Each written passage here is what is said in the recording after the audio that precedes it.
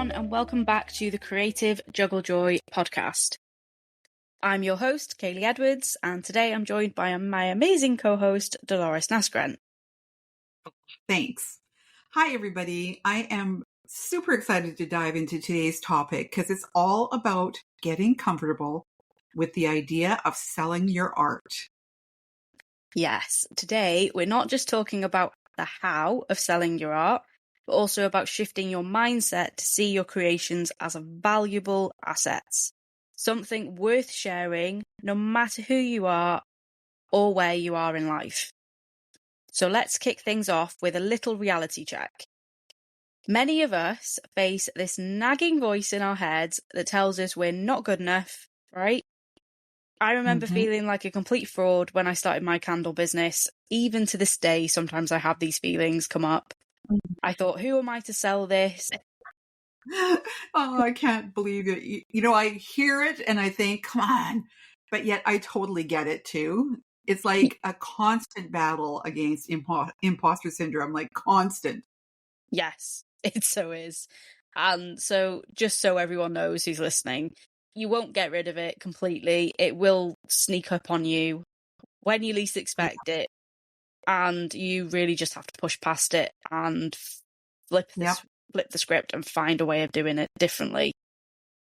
But here's the thing. Every time you create, you're offering something unique to the world. As author and entrepreneur Marie Forleo says, success doesn't come from what you do occasionally. It comes from what you do consistently. It's about changing that internal dialogue. That is so true. Instead of asking, what if they don't like it? Ask, what if they love it? It's all about flipping that script. Yes, most definitely. And speaking of flipping the script, let's talk about some actionable steps. One great tip is to start viewing selling as serving. This was a great one.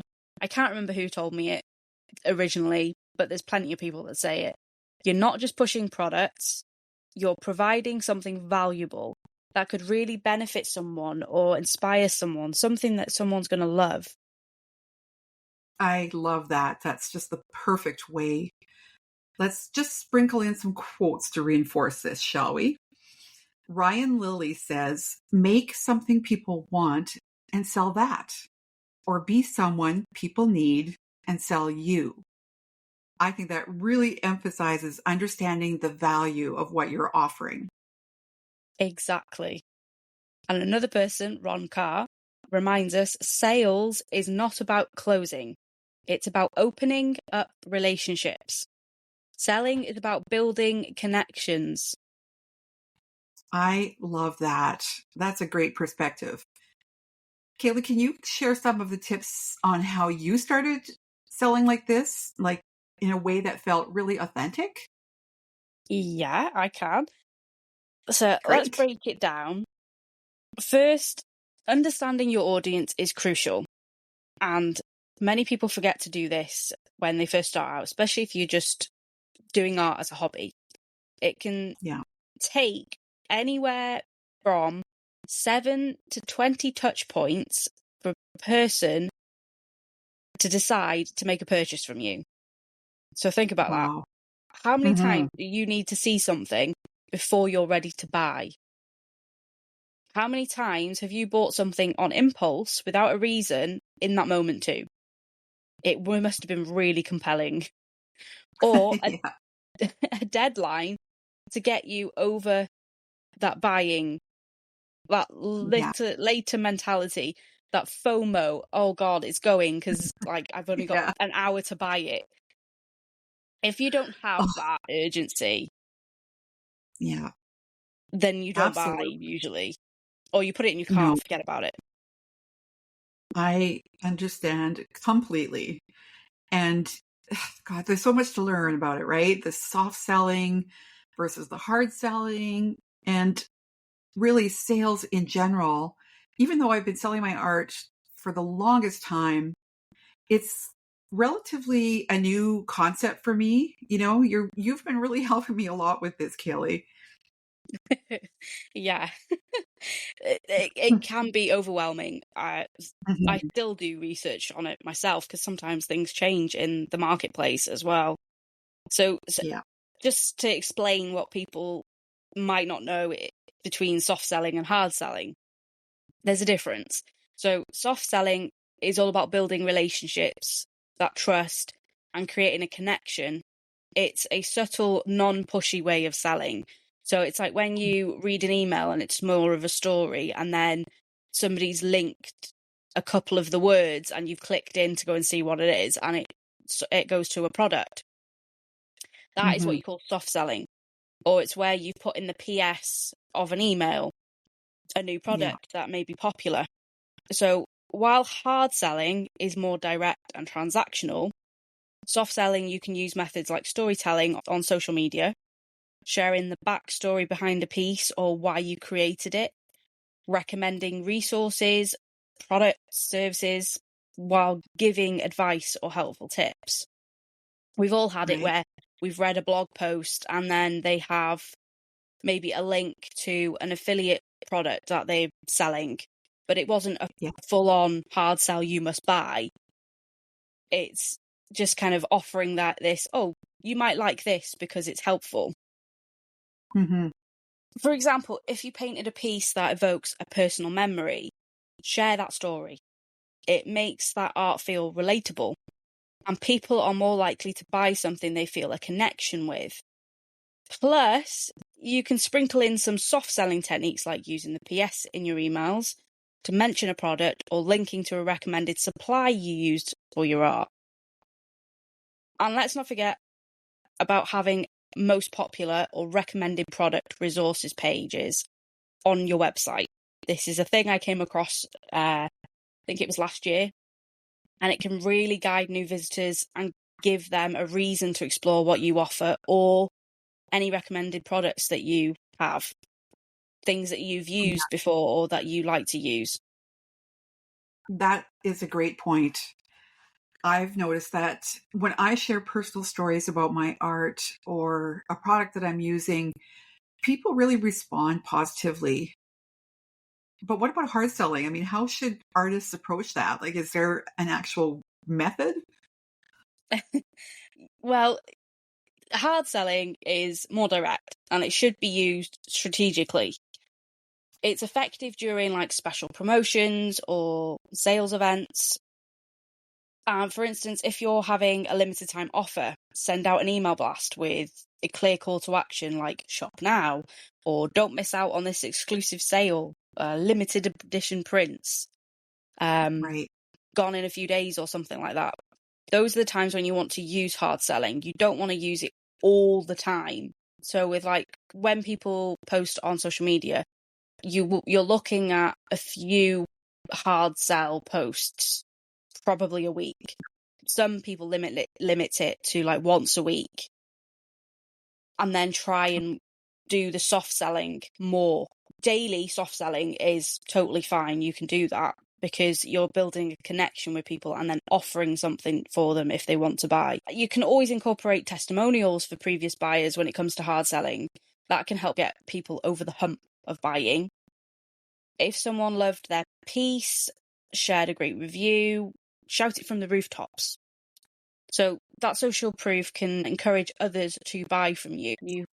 Yeah, I agree with that. I mean, really that's insightful. I know how easily I'm swayed if I hear somebody else, kind of um, give not so much a testimonial, but even just tell me what they liked about a product or a person or a thing that they've bought.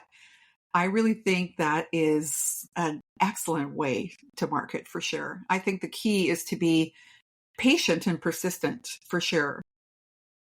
Exactly. And when you do decide to hard sell, make sure your audience is warmed up to your work first.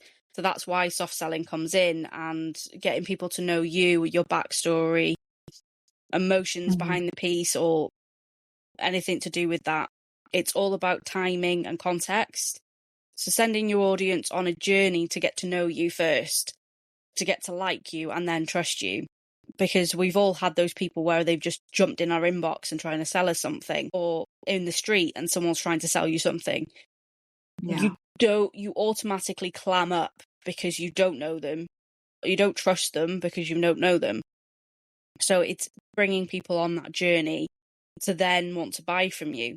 Yes, we've all bought things on impulse online, but when we really look at it, did we trust that person? Did we like them? Did we know them? Sometimes we're put off because the way if someone's said something. Yeah, like when you talk about all these different ways of selling, and we've been talking about all these different things, having your own website, doing pop-up fairs, selling from marketplaces like Zazzle and Etsy. It's interesting to talk about all of those different things. And it's kind of an experiment, really, over the years, right? I can look back because I've got so many years behind me, and I can see all of these different pockets of things that I've experimented with. I've transitioned mostly to online sales, mostly digital products and education. What about you, Kaylie? What, what's your story? When I started my candle business, I started off with like fairs. Online, I kind of did a little bit later. Recommendations for family and friends was obviously a big chunk of my money that came from my first business. That's how people get to know you. If somebody endorses you, they're more likely to buy from you. There's nothing quite like engaging with potential buyers face to face as well. So craft fairs are a brilliant way of getting to know your customers. Recommendations from friends and family was so important to me at the beginning. Then when I started my Etsy shop on my maternity leave, I transitioned to online, like yourself, and using other marketplaces like Zazzle, Redbubble, Society6. And these days I still use recommendations, but mostly through helping others online, local groups, and through collaborations. That's how I get a lot of my recommendations through. I find that community building is key, especially in social media groups and online in the digital space. Connecting with other creatives and potential buyers fosters a supportive environment, and it helps people connect with you and like you and know you and trust you to buy. And yes, I'm a huge fan of utilising affiliate links for art supplies or products and resources. I recommend. This way, when I share tips or stories, I can also provide links for people to purchase what I use or that can benefit everyone involved. Yeah, that's a smart way to integrate selling without coming off as really pushy, I think. It's all about adding value, really. Like, I have certain products that I use, and it's funny with one thing, the stand kind of a system that I used for my iPad.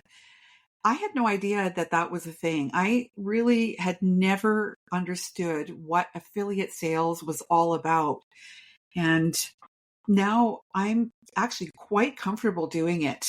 And that I do a lot of affiliate sales for other teachers because they're teachers who have helped me and have really just sort of set me on the right path. So I feel like it's really an ethical way of interesting people in something that you truly believe in. Yes. Affiliate sales, I know there might be people on here not understanding what that means. And that's totally okay. When you get into the digital space, you'll start learning these concepts. But affiliate links, like I would use, would be if I find somebody whose art that I love, but they've also got affiliates program to maybe courses that they create for creating that art piece. What I would do is try and get approved with them to sell their courses. That is another way of earning some income, especially if you're starting out and you're not getting enough sales in at the start for your art. You can also use affiliate income to help you out at the beginning. So recommending supplies that you use if they have affiliate programs. Obviously, not everybody does. It's like the likes of Affinity Designer. I would love to recommend them, but they don't have an Yeah. affiliate program yet. Too bad. So it's trying to find ones that you can use. I like to use them in my emails sometimes if I'm recommending maybe a mentor. Like one of my mentors is Kerry Green. She has affiliate programs for some of her things that she does. For like her website building software that I use, I have an affiliate link for that. And it means if anyone asks me about what websites they could start with, I can say, well, FEA Create, if you're a little bit further and you have a bit of money, you can start with FEA Create. And I can give them my affiliate link and I can get a small kickback from that. And it's just a way of helping you out in business. So Yes. a guy called Daniel Pink said, sales is not about convincing, it's about influencing and guiding. So we're not just selling, we're serving our audience by helping them find what they need. Delores, what do you think our listeners who are just starting to sell their art and are struggling with the selling part need to hear? What encouragement can you offer them? I think believing in yourself, first of all, and believing that there is someone out there that really needs that thing that you're creating. And the internet is millions, billions of people. Like the market is actually so broad. You can't imagine how many people actually want that thing that you are selling. And all you need to do is get out there and try to find them.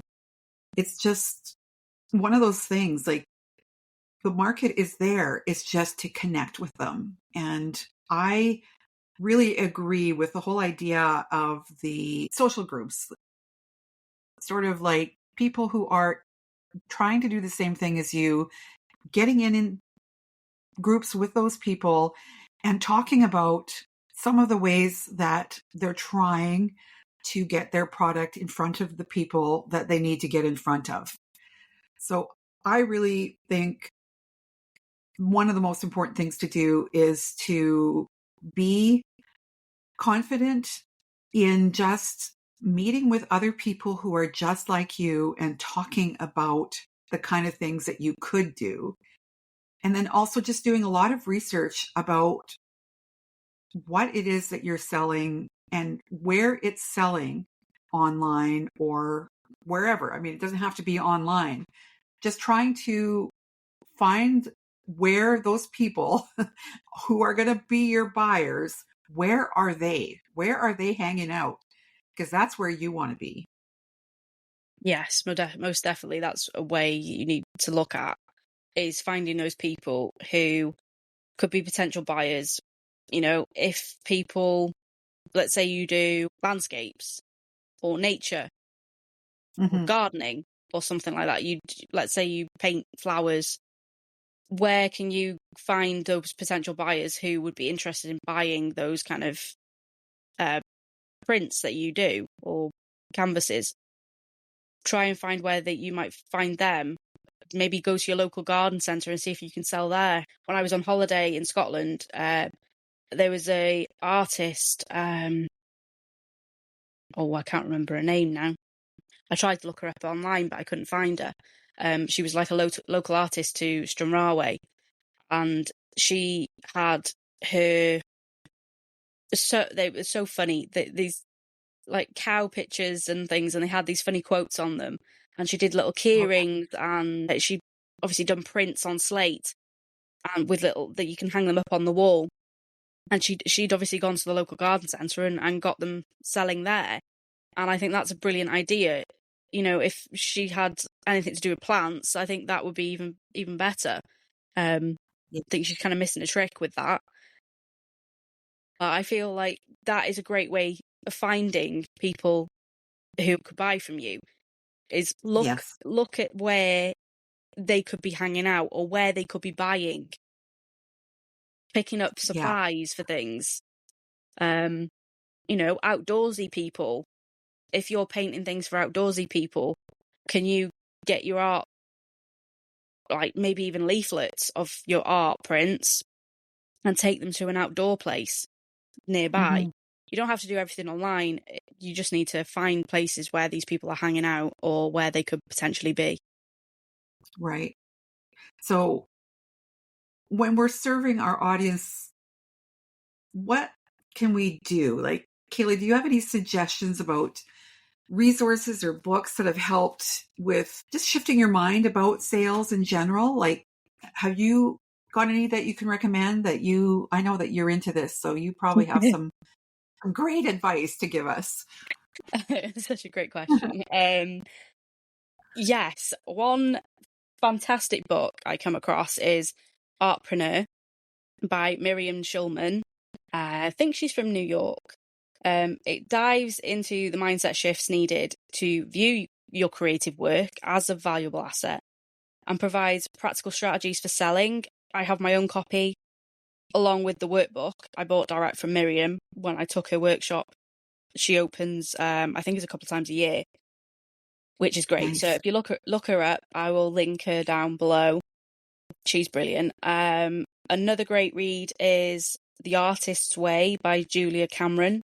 I haven't read it myself yet, but it is on my list to read because there's been so much great recommendations for it.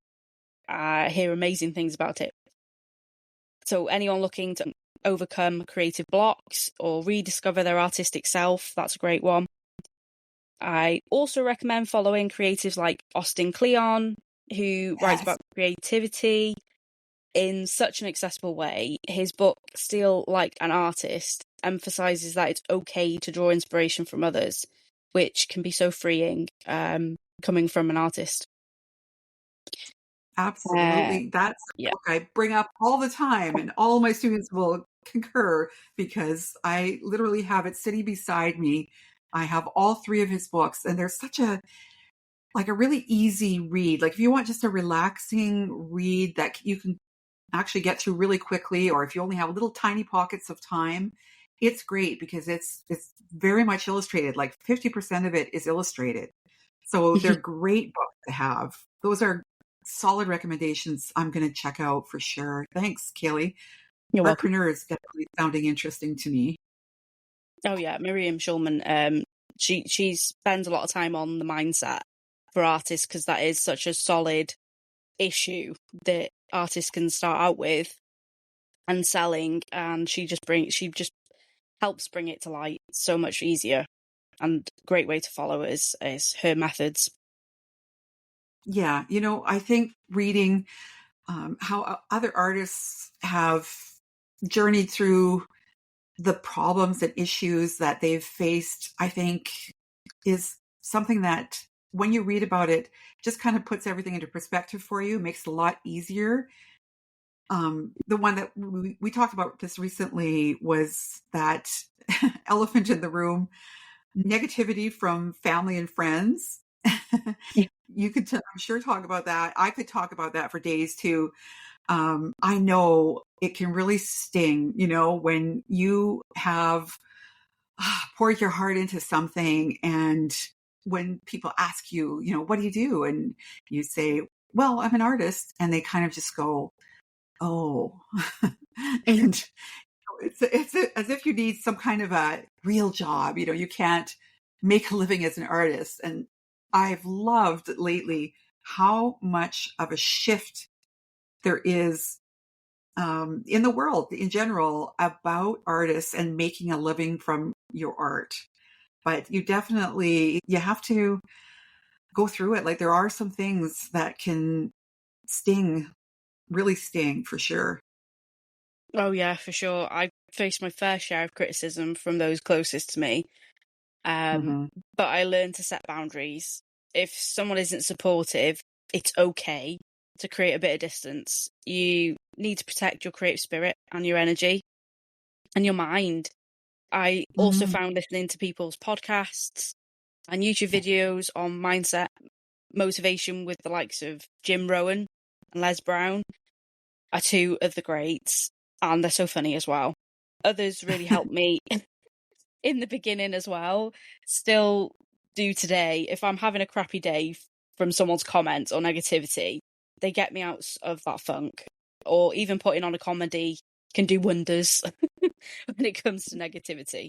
Just shut the Yeah, door, tell them to go away, and put on a comedy and sit there. Like, some people will laugh at me because I really love kids' animations because I find them so funny sometimes. So I'll just sit absolutely. and put them on.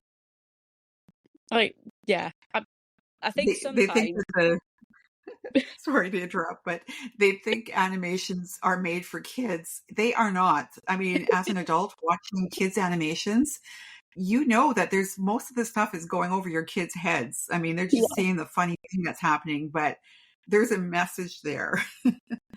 I highly recommend watching animation and just Oh really yeah, look, read between the lines, read between the lines. Oh, yeah. I love that idea though, that, watching something funny or doing, anything like that. Like what other distractions? There's got to be other things. Like I think just I love the idea of reading, and doing that whole, like those books we just mentioned by Austin Kleon are perfect because you could sit and read 5 pages and then get back to your tasks and you wouldn't have lost half a day, but somehow it just makes your head, I don't know, your attitude change and you can get back into doing something a little bit more positive. It's oh it's yeah, so tough. It's so tough when you get, punched in the gut, but you do have to figure out ways to get yourself out of that funk or it can really last for days. for sure, for What sure. I mean, what else can we suggest to listeners to, where they can find support to counteract that negativity? Like what else can we think of that could help? Well, like joining creative groups, like we've mentioned quite a lot. Attending Yeah, workshops as well. Can you find, artists in your area that you can go and paint with? Can you attend some workshops? Even finding accountability buddy can help. Oh, it doesn't have to yeah, be in your local area. You can do that online. So, for example, I found incredible support through Delores' community, and those connections have been invaluable. I've also got a local Wrexham business group that I go to, and I find so much support just going. I love going to meet them locally because I feel so energized afterwards and so relieved as well because some people are going through the same thing or they've been through the same thing and then they can give me advice. Um, yeah, some of them are older ladies who have also been parents and did a business at the beginning when they had their babies. And sometimes right. that's helpful to know that they've gone through it and are still running a business. So we talk about this in the past episodes as well. So if you haven't already, please go back and listen to them.